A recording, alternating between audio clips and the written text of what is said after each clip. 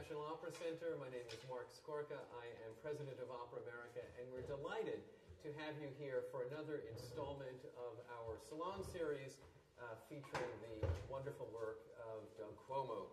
The Salon series is part of Opera America's overall commitment to supporting the creation and production of new work.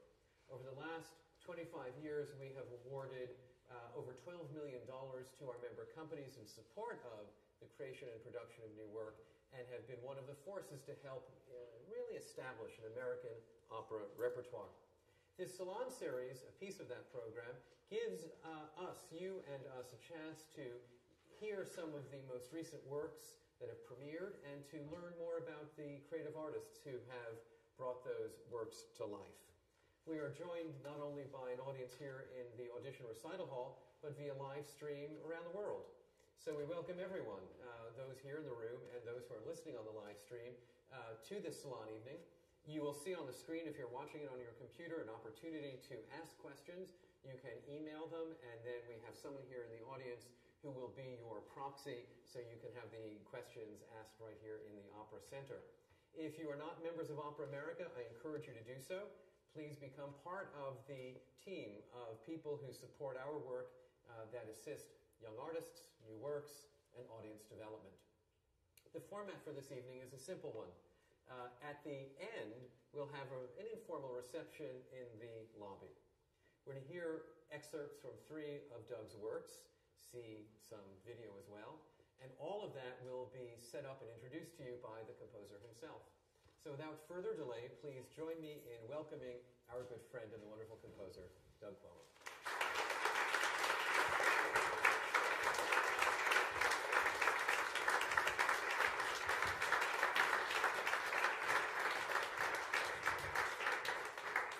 Thank you all for coming.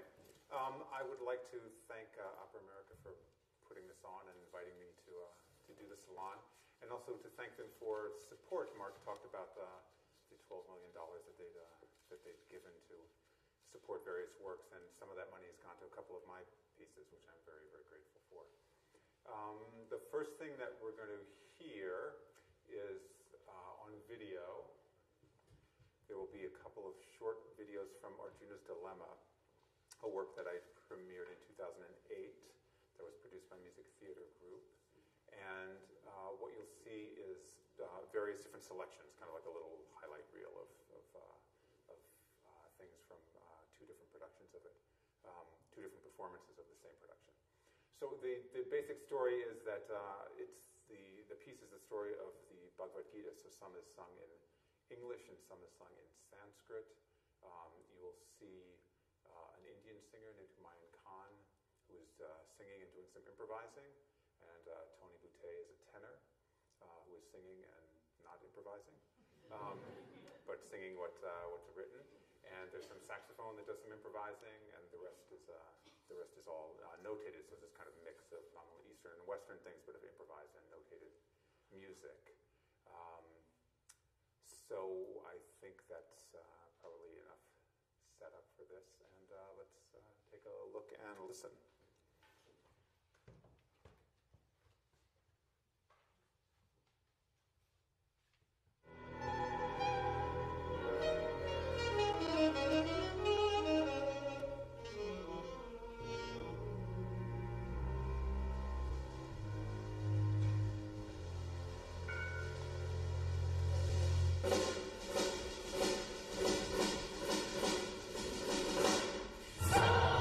One day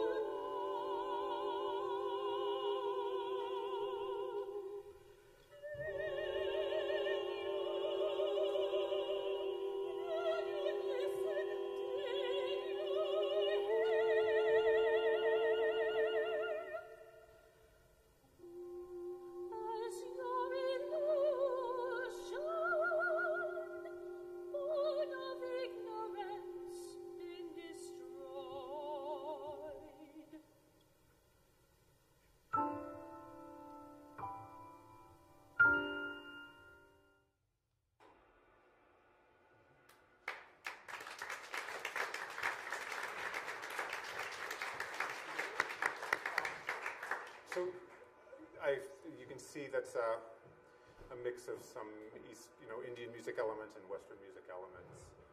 Also, you got a chance to see some of what the production looked like. I wanted to say also that the conductor was Alan Johnson, and it was directed by Robin Guarino. There's other production credits in your program for designers and all that stuff. So this second piece that you're going to hear some music from will be performed live. I'll be playing some guitar and some electronics. Abby Fisher is going to be singing. Frank London is going to be playing guitar. Chris Cooley is going to be playing piano.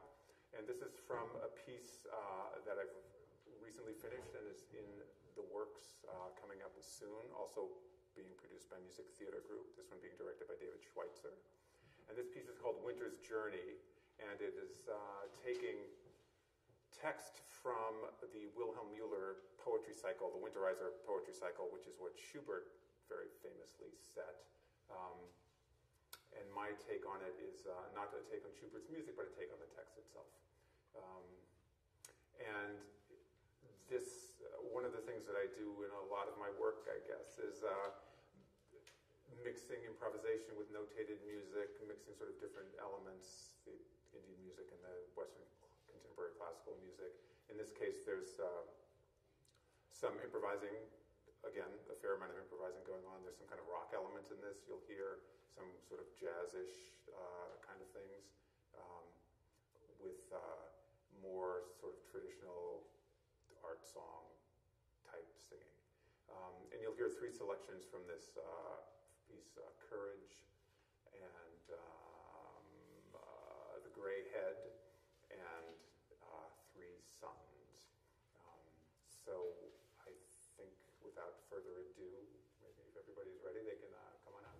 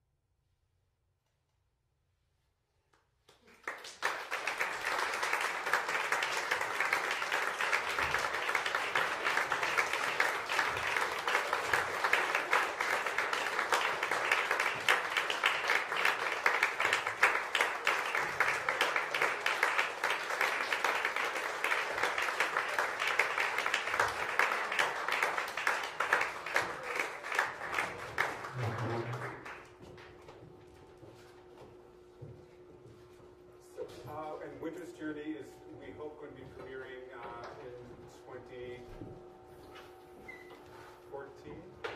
That's the hope. It's an evening-length theatrical piece that's going to be staged, as I said, by David Schweitzer and produced by Music Theater Group. So that's what's going on with that. And the next thing that you're going to be hearing, besides the sound of that coming down, will be some music from Doubt, an opera that just premiered in January of this year. Was commissioned and premiered at Minnesota Opera in Minneapolis. And it's based on the play and then movie called Doubt also, which were both written by John Patrick Shanley, and John directed the film as well. And John was the librettist for the opera also, so that was a treat for me to be able to work with him. And it's a story about this suspicion and certainty and doubt, and it's set in a Catholic school in the Bronx in 1964. And there are four main characters, two nuns, a priest, and the mother of a boy who one of the nuns, Sister Aloysius, suspects is having an improper relationship with the priest. So the priest and the boy are having an improper relationship, she believes. And you're going to see something on video from the production in Minneapolis, and then you're going to hear something performed live. The video that we'll be seeing is the first scene in the second act, a sermon about gossip and feathers, when Father Flynn gives a thinly veiled sermon to sort of reprimand what he feels is overstepping from Sister Aloysius.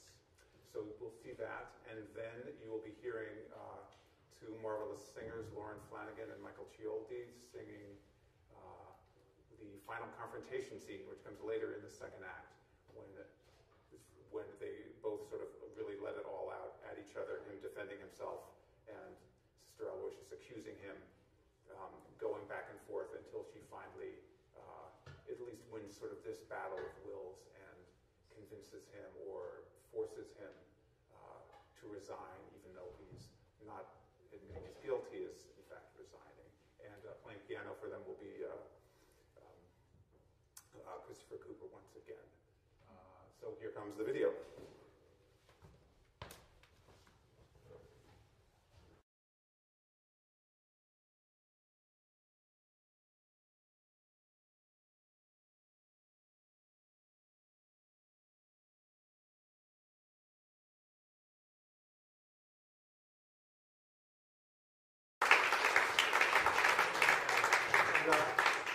Inexplicably, when they cut this scene for me to show, they left out the last line.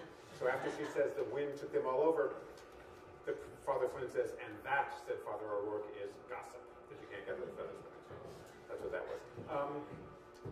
Victoria Vargas was singing what you saw as Mrs. Deacons. Matthew Worth was Father Flynn. Christine Brewer was Sister Aloysius. And now we're about to hear the final confrontation scene sung live. Here.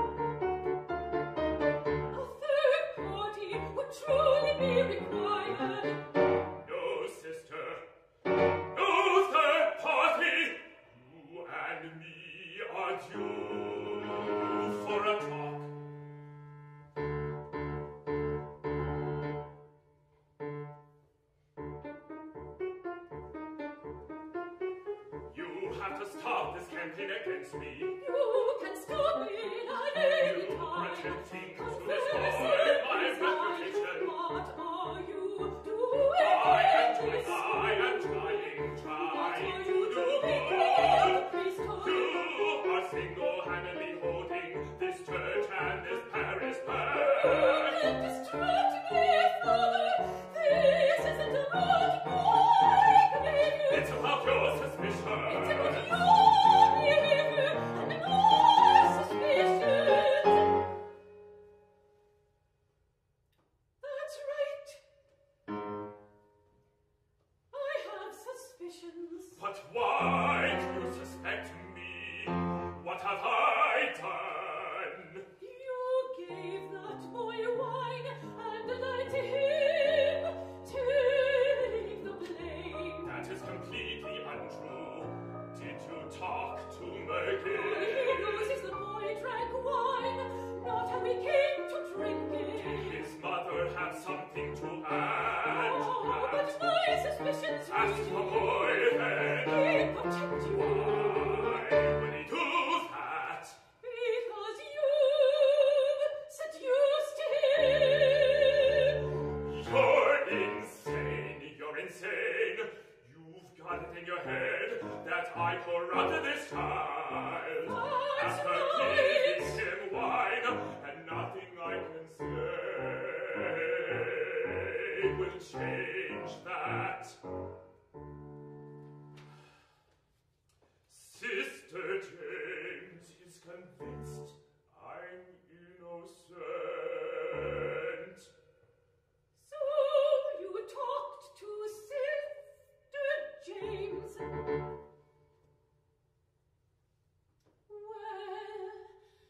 Well, of course you talked to Sister James.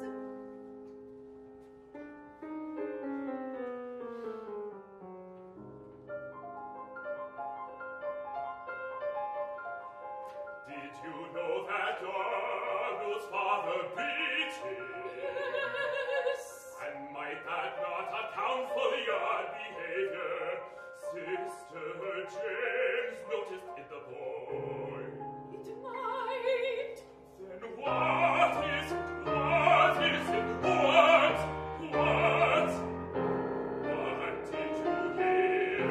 What did you see that convinced you so utterly? What does it matter? What does it matter? It matters. I want to know.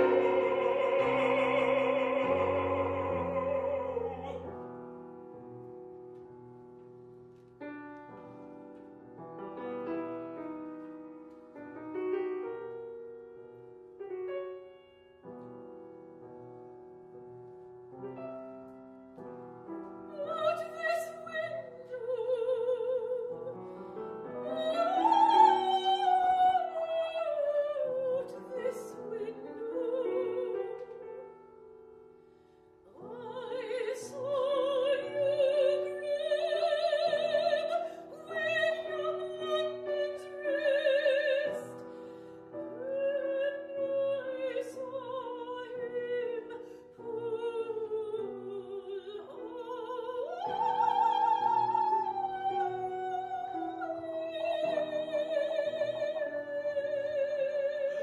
Are you serious? Are you serious? That's all.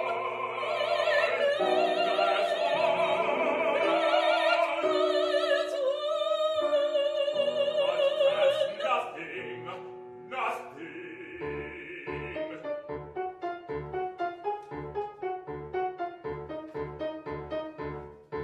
What are you doing? I'm writing down what you say. It may be important.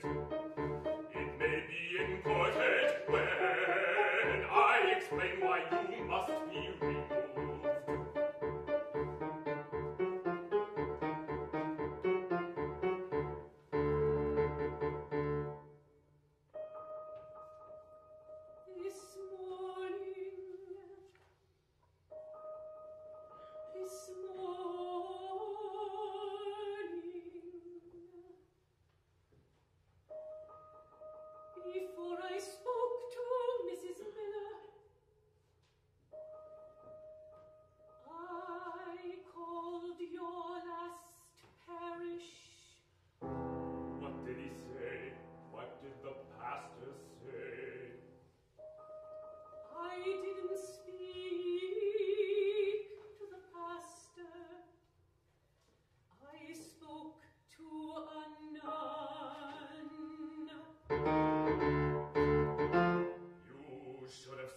spoken to the pastor? I did not speak to the pastor. That's not the proper route for you to have taken, sister. The church is very big. You're supposed to go through the pastor. Do you have an understanding? You, the pastor. You have no right to have anything through my This is your third parish calling. Call the pastor and ask him why I left. Ask him why I left. It was perfectly innocent.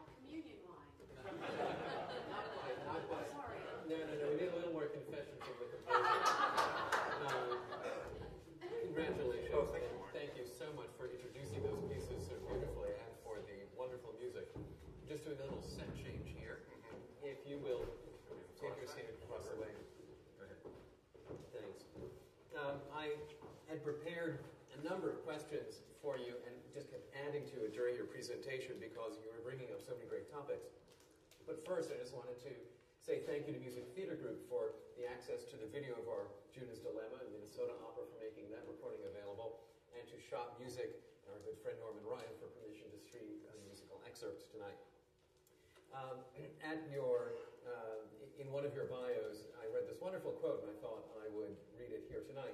Like the best of today's composers, from the late Lou Harrison to Osvaldo Golohoff, Cuomo has developed a lingua franca that is international enough to allow the speakers of different languages to communicate. The music occupies a space that is not bound by geography or chronology. When it comes to form, you're so varied in your work. Doubt is a kind of traditional narrative opera. Arjuna's Dilemma is very impressionistic, rooted in other musical traditions. Winter's Journey is stage song cycle. When you think of opera, what are your conceptual boundaries about what the art form is to you? Oh, that's interesting. Well, Arjuna was much more abstract in a certain way. There's a story, but it's not narratively driven. Whereas doubt is very, very much narratively driven. Dialogue is very, very important.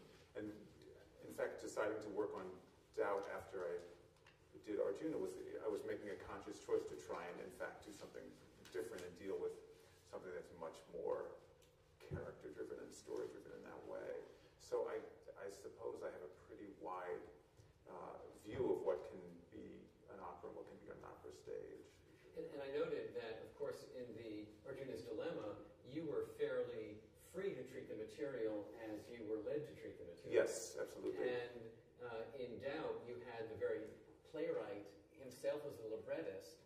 Yes. And I'm wondering how different it was for you as a composer to have a kind of free canvas of interpretation, and then without any negative connotation, or a rather constrained palette because of the playwright himself being the librettist. Yeah, no, it was very true. With Arjuna's Dilemma, I selected text from the Bhagavad Gita myself and ordered it essentially in the order that it happened in the original story. So I was left to my own devices. And less so, certainly working with John, which again was part of what was interesting and fun about it. I mean, John is that was the first opera libretto that he's written, but he's very, very theater savvy. And I learned a huge amount by working with him. And it was in some ways more constricting, but it was then setting up these sort of puzzles and problems to figure out how to deal with, for example, how to deal with so much dialogue in the libretto. And there are things that we worked on together, so my music changed because of that, and what was in the libretto changed as well, as we were doing a lot of back and forth and figuring it out. Is it conceptually challenging or compositionally challenging, when you have to respect the words so much because they are drawn so closely from pre-existing material? You know, I didn't think about that so much. I mean, I knew that when I chose to do a work that was based on something that's so well known as the play and the movie Doubt were, and then particularly working with the original writer, that people would have in their minds some, perhaps preconceptions coming to see it and knowing part of the story and all of that. But once I started to work on it, I was not thinking about it in those terms. And the same thing with Arjuna's Dilemma, picking a text that to Hindus is the most sacred text. But once I decided to do that, I was simply doing it and not sort of having this thing over my shoulder, worrying about it. I found it interesting what an incredible trajectory you have as a composer. First, rooted in jazz. Yes. So your early training and then your early work is as a jazz musician. Yes, that's true. And clearly we heard influences, especially in Arjuna, and here in The Winter's Journey, of your jazz origin. Then going into composing for Broadway productions. Yes, I never did any big musicals, but I've done a lot of incidental music and that kind of thing for straight plays. And then into music for television and for film. Yes. So, I'm curious about the balance, because in scoring a play or for TV or film, music occupies a certain place within that construct. A lower place. I didn't say that. No, but I will say that. So was it challenging to break out and assume the lead in the relationship between words and music? It's interesting. It was I don't know if challenging is the right word, but it was sort of a big relief to be able to do that in a certain way. I mean, I've done a lot of film and television work, and it is true that the role of music is much less, clearly, as it should be. It's much less important. It's much less, often having a real personality in the music is, you can have a certain amount, but you don't necessarily want too much at most times. So to be able to do Arjuna was the first really big piece of mine that I did, that I felt like when I was doing it, I felt like, I'm doing what I'm going to make the music that I want to make with this. So I find doing the work in opera and concert music and stuff much more interesting to me and much more gratifying, much more free. What is it that led you into opera? And certainly there's the background of working in theater, but you finally decided, I'm doing the first opera. What pushed you over the edge? I'm not even sure. There wasn't some sort of conscious decision about what it was. It was material that I really wanted to work with the singer, the Indian singer who I really wanted to work with, and it kind of came from that. And how did you connect with Music Theater Group I had written about the first 10 minutes of Arjuna's Dilemma, which is like a 70-minute piece or something like that. And I'd made a very good demo of it. And I took the demo to music theater group, to Diane Wondersford, who's here, in fact, today. And to see, if she had any ideas about who might be interested in producing it, with, of course, the idea that my hope was that she would, in fact, be interested in doing it. And it took a long time to actually sit down and have a meeting, as these things often do, with busy people. But I had a few of these sort of magical moments in my composing life, and this was one of them, because I remember at the meeting, we sat down, and Diane said, "Oh, I listened to the CD, and I'll produce it." I was like, wow, okay, that's, because there's often a lot, it's often a lot more of a dance than that. And as I was basking in this wonderful feeling, she said, "Now, of course, you have to write the rest of it."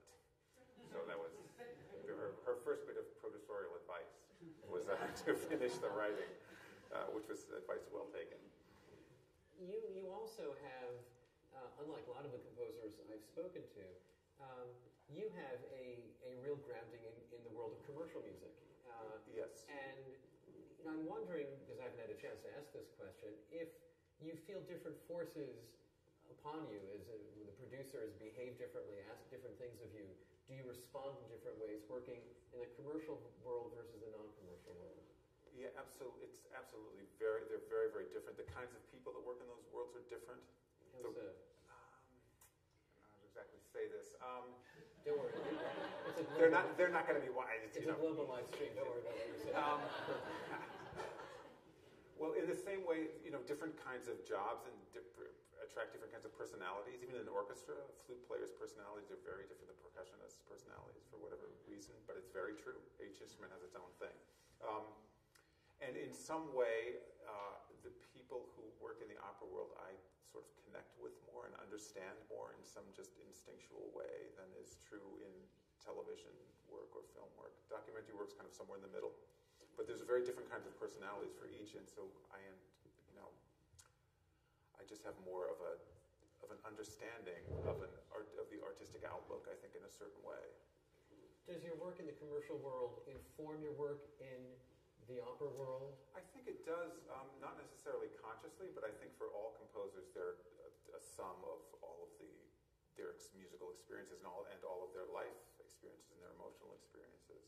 So, in the case of Doubt, when I didn't really have put any overt jazz influences in, people at Minnesota Opera were pointing out, oh, this seems very jazzy in a certain way. They're just talking about rhythms that the singers were singing even. And I realized it just reinforced what I knew, which is that it's just sort of part of the way that I hear music and part of the way that I think. So the commercial stuff, it does, the kinds of work that I've done there, it somehow does seep in, although I'm not sure exactly how. I'm fascinated by your including improvisation within a written score, as you did in Arjuna, and I wonder how the orchestra and the conductor and the production crew, who are so usually timed minute by minute, adjust to having improvisation as part of the classical opera idiom. Yeah, the timing part was an issue in certain cases. Most of the time, and what I like to do is write for either a particular player, improviser in mind, who is often the person I'm getting to do the performance. So I'm sort of thinking about what they do and giving them space to do the thing that they really do, but in a musical setting that's a little different than what they're normally used to. So they're not just playing the way they always play with the same kind of thing going on underneath. So that they're slightly unmoored, but not so unmoored that they're unnerved. And in fact, in Arjuna, everything was pretty well timed out, except for in the middle, there's a big tabla feature. And it was making the director very, very nervous because she didn't know how long it was going to be, and there was video to go with it. So these are all legitimate concerns that were making her nervous about how it was going to time, and also how it was going to, was it going to have a shape and all that stuff. And the tabla player, Badal Roy, he's a wonderful player and very, very experienced. He'd never played in an opera before, and he wasn't quite understanding why she needed to know all of these things. And he never really, this wasn't out of spite, but it was just out of cultural and musical differences in a way. He never really gave her an example of what his solo was going to be like until the first preview with an audience. And it was this, beautifully structured thing that was, the audience applauded at the end and all of this great stuff, much to her relief. But it was an issue because there are these different kinds of backgrounds coming together, which is part of what's fascinating about it, and also part of what's tricky as a composer, trying to figure out how pieces are going to fit in. So you didn't invite Christine Brewer to improvise? No, exactly. Right.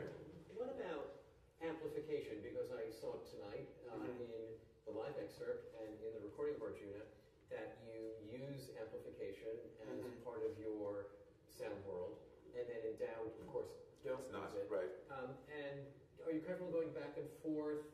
Again, amplification sometimes is one of those definitional notions of what opera is or isn't. Yes, How exactly. does amplification work in when you choose to use it or choose not to use it? Well, it has a certain amount, sometimes it has to do with the singer, and sometimes it has to do with what else is going on with the music. And for the piece that you saw, the 3 songs today from Winter's Journey, Abby was singing with a mic for one of them. Part of that is just about having her voice.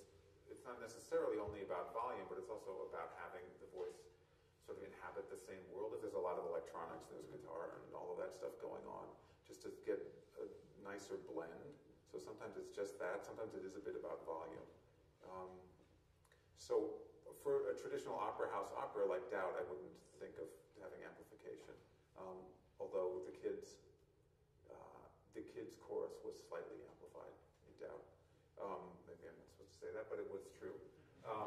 But of course, the opera singers, Christine and Denise and Matt Worth and everybody were not, they were not. So, as you look to your future in opera, is your appetite hungering after another kind of free-form piece or another sort of narrative piece? Well, it's interesting. Now that I've done one of each, I'm interested in doing more of both. To be honest, so I guess my appetite is increasing.